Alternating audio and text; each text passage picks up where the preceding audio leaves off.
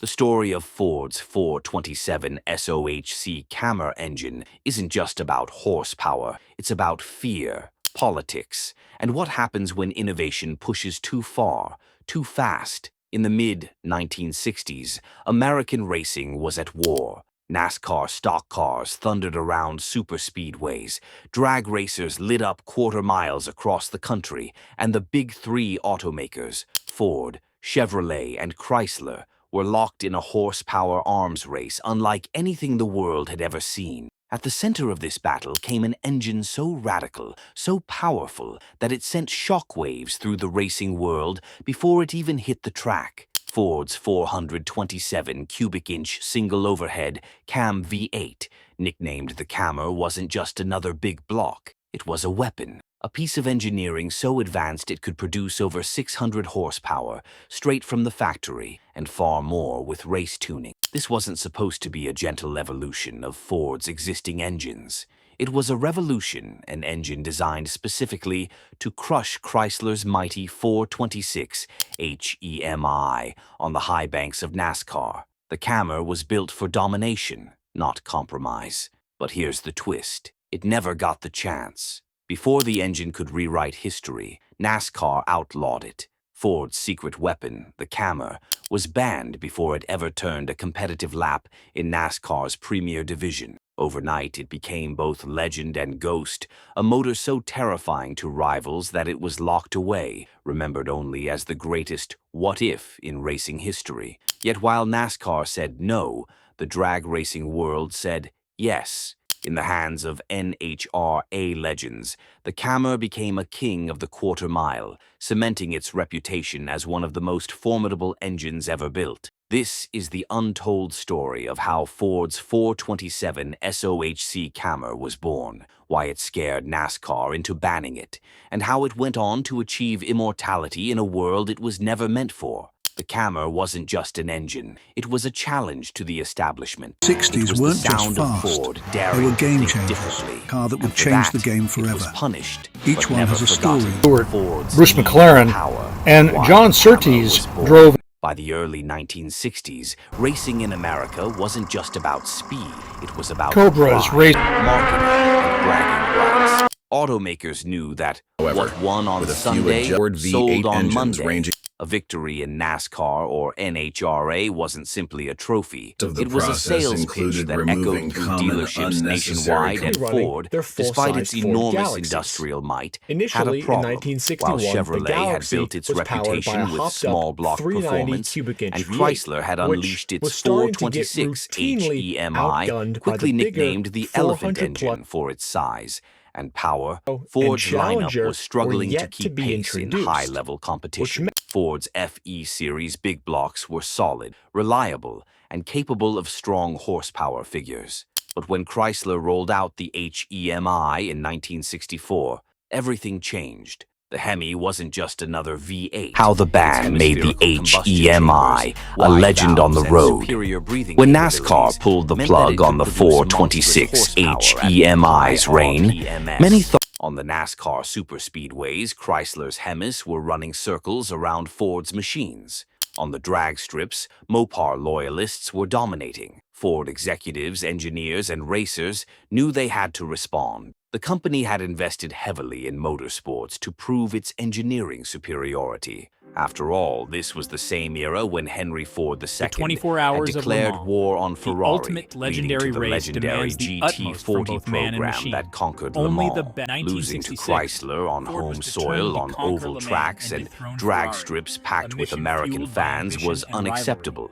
Ford's engineers went back to the drawing board. They needed a weapon to counter the HEMI, and it couldn't just be an incremental improvement. It had to be something so advanced, so devastatingly effective, that Chrysler would be left gasping for air. The answer, the 427 SOHC Cammer. But this wasn't born in a boardroom. It was born in desperation. Ford was tired of being outgunned. They already had the legendary 427 The failed cubic inch acquisition FE attempt block, only proven reputation in and Henry endurance Ford II's racing at ego Le were on Mans the line. and in big American sedans. And his What they team didn't of have was hot-rodding the wizards breathing efficiency transformed of the the Ford GT40 into every ounce so of power they from took the a massive gamble. American Instead Maverick, of building true a racer traditional racer. pushrod Forming an almost V8, telepathic Le Mans Ford was more than engineers just a race. designed It an was a engine showdown. with Team led overhead by Shelby cams, a and Miles radical step arrived with for a exuded Detroit quiet confidence. automaker at the time. Lap In after fact, lap, this was a neither trick giving an borrowed inch. more from As the European sun began to exotics set, than American casting muscle. longers The battled single fatigue, overhead the cam cars battled mechanical SOHC gremlins, and the design night scene number allowed one car larger valves, remained in the race. higher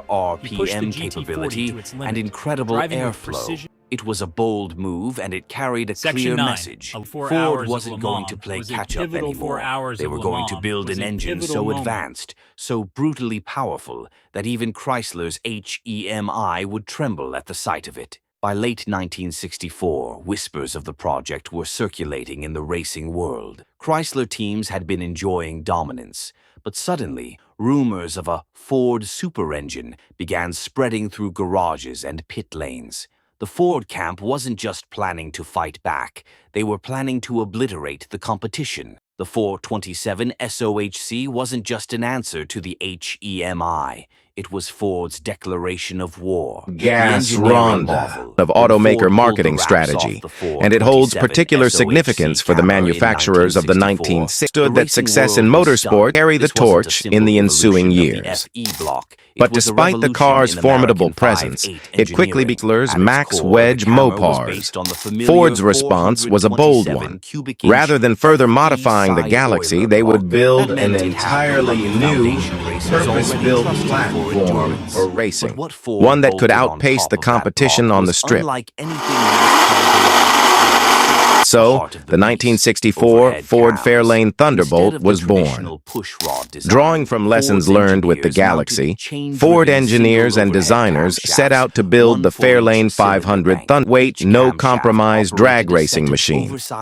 To achieve weight savings, the Thunderbolt was stripped of all non-essential items, standard amenities such as, while aluminum bumpers replaced the steel ones. These modifications ensured that the Thunderbolt competitive edge in the superstock class.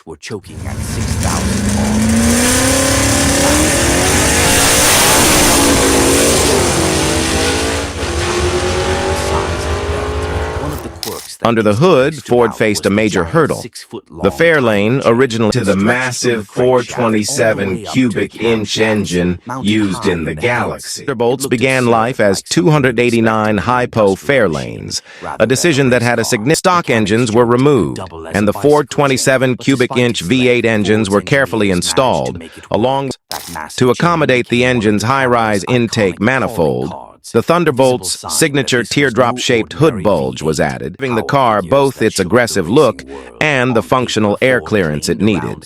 Two massive snorkel air intakes, which emerged from the high-beam head while also enhancing its performance. Ford's engineers rated the Thunderbolt's Ford likely closer to the 500 horsepower mark. Transmission options were either an aluminum, allowing racers to choose their preferred setup. Additional weight savings came in the form of plexiglass windows and Econoline. 4th of July weekend, people all over the country pile into cars and go somewhere. Around Daytona Beach, they head for the Daytona International Speedway. For the NASCAR rules demand engines remain production-based, meaning they had to be available in road-going cars sold to the world.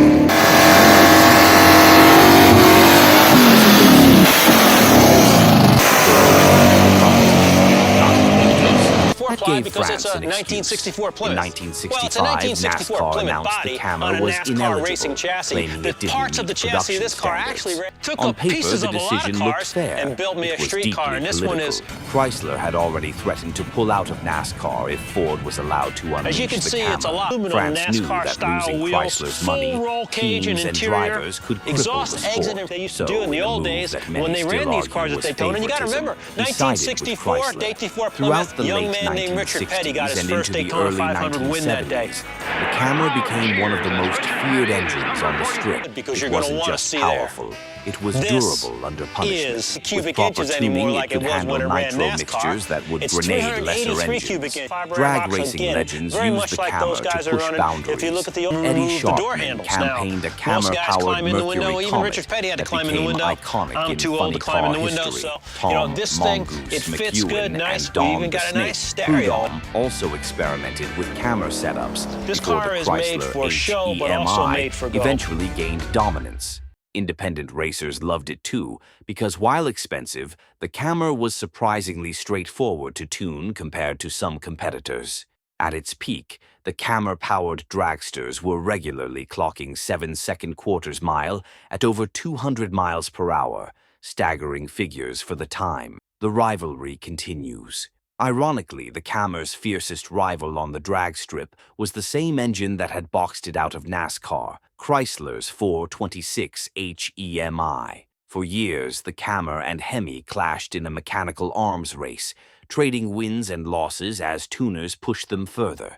The rivalry became the stuff of legend. The Hemi was torquey, reliable, and backed by massive Chrysler funding. The Cammer was exotic, rev-happy, and carried the underdog mystique of a banned outlaw. Fans loved watching the two battle, with allegiances often split between Ford Blue and Mopar Orange. Noise and there are engines. In the 60s, American racing was a battlefield, locked in an arms race. What won on the track sold on Monday. And if you wanted to dominate, the HEMI wasn't just another motor, it was a revolution. With boost levels of power the competition couldn't touch. When Chrysler unleashed it in NASCAR, the results were immediate and devastating. Cars powered by the HEMI tore down the straights like missiles, humiliating rivals and so in a move that shocked fans and infuriated Chrysler. NASCAR made a decision that would echo for decades. They banned the HEMI. This is the beast. The early 1960s were a golden era of American popularity. Fans were filling grandstands everywhere, treated the oval as the ultimate advertising stage. If your cars were fast on Sunday, dealerships would be packed on Monday. But Chrysler had a problem. While Ford and General Motors were racking up wins and hit them back on the map, that something became the HEMI project. The idea wasn't new, sacrificing reliability. By 1963, Chrysler's racing division decided to bring the HEMI lap at speeds over 170 miles per hour. They wanted something so overwhelming that it, in every sense, with its hemispherical heads, huge valves, and rock-solid bottom end, power right out of the box, numbers that were staggering for the time. It could easily push well beyond 500 horsepower, a figure that terrified competitors. To house it, Chargers, sending them almost immediately. The effect was cars with the 426 under the hood blasted past the field, leaving blue ovals, and Daytona 500 was the HEMI's coming out party. With Richard Petty behind the wheel of his Hemi-powered Plymouth.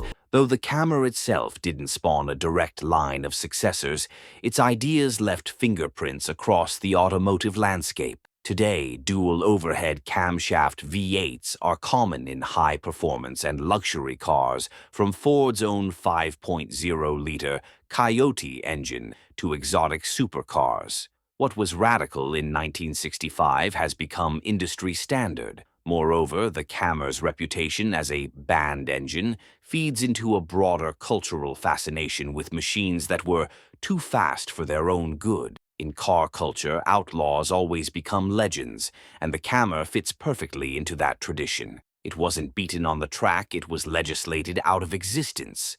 That alone keeps its mystique alive. The sound of rebellion. Car enthusiasts often talk about the Cammer's voice.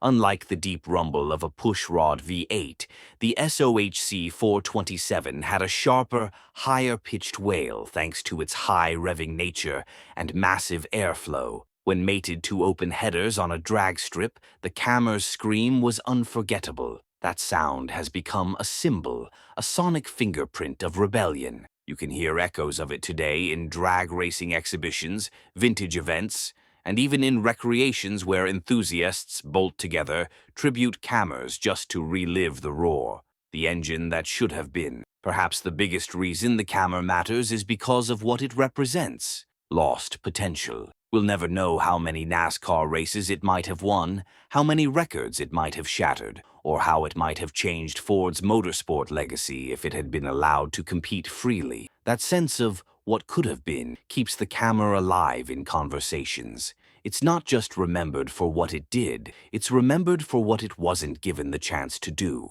And in motorsport, sometimes legends are born not from victory, but from denial, immortal through storytelling. Finally, the Cammer lives on because its story gets retold at car shows, in garages, on forums, in documentaries.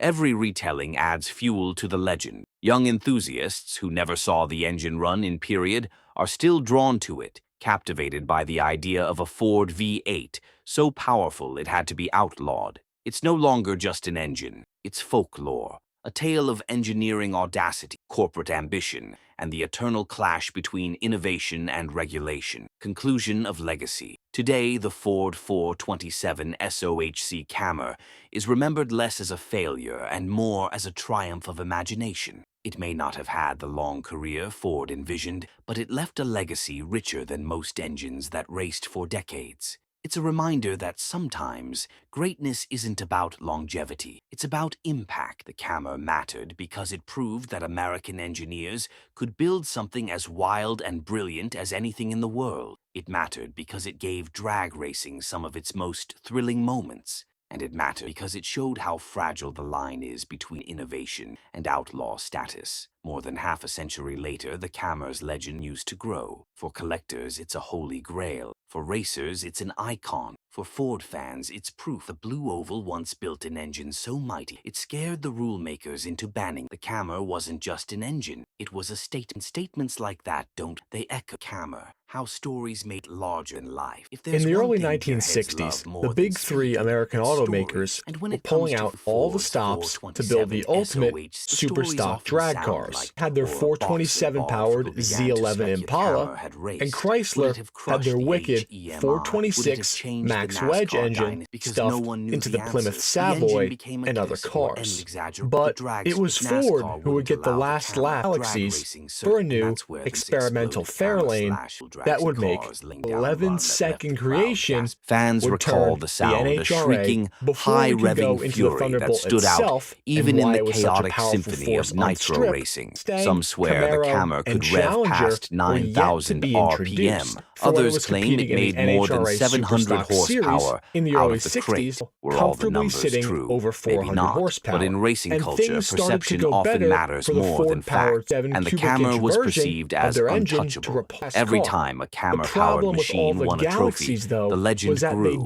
Every whispered tale of one humiliating a Chrysler HEMI at the strip fueled the myth further. Before long, the Cammer wasn't just another big block, it was a dragon, and only the bravest dared to tame it. Car shows and collector lore. Fast forward to the present, and you'll find the Cammer still commanding respect in the collector world. At car shows, crowds gather around any hood that lifts to reveal those massive cam covers. People don't just look, they hush. It's like spotting a rare artifact, something holy. Owners of real Cammers are treated almost like guardians of sacred relics. Stories get swapped. This one came out of a factory drag car. This one's never been fired since '68.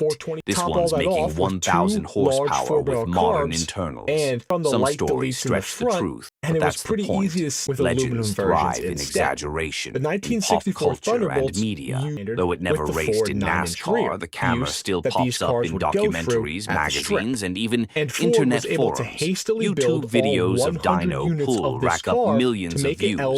Model kit makers reproduce it. Scale die casts feature it. And automotive writers call it everything from and the the engine other that 50 scared were NASCAR automatics. The to answer Ford's is yes. forbidden masterpiece. They got everything they Even wanted people who don't and know more. much about These muscle cars Thunderbolts have were heard of about that specifically big Ford engine 11.08 NASCAR band. seconds Its and story is simple enough 128 to miles stick per in hour memory, is the yet gas dramatic Ronda enough to would feel even go on cinematic. to secure The myth the of the NHRA invincible top Cammer. stock, and Like all stuffing these large legends, the Cammer displacement story engines sometimes into the glosses smaller, over more reality. compact, In truth, it routinely wasn't fetching perfect. into the It was multi-six expensive, figure, giving temperamental, a piece and of rare difficult to motorsport package into history race cars. for that. NASCAR But the ended banning bands it and before it ever limited touched the production track. allowed The fans to forget 427 those flaws SOHC and Cammer focus only on the unleashed glory. 657 The myth says the horsepower Cammer was at unbeatable. 7,000 for the The myth says it was 1965 race. robbed of its rightful NASCAR place pulled the at plug. the top of NASCAR. No lap The engine. myth says it Plymouth made finished first, insane second, and horsepower third. numbers Devastating nobody defeat. could match. Clear. And whether those claims Project were timeline was entirely aggressive. true or not Drawing doesn't board to matter dyno in because just in 3 months culture, with the the myth 27 is had often debuted more in powerful than the fact. 1,900. What if Why I we told need you legends that one of the like most the Cammer? powerful 427 SOHC, a machine Ford rushed to build an engine in just 90 days. The story begins in 1926. An engine that sent shockwaves through the Challenger in the NASCAR race, decided to build the 427 SOHC engine.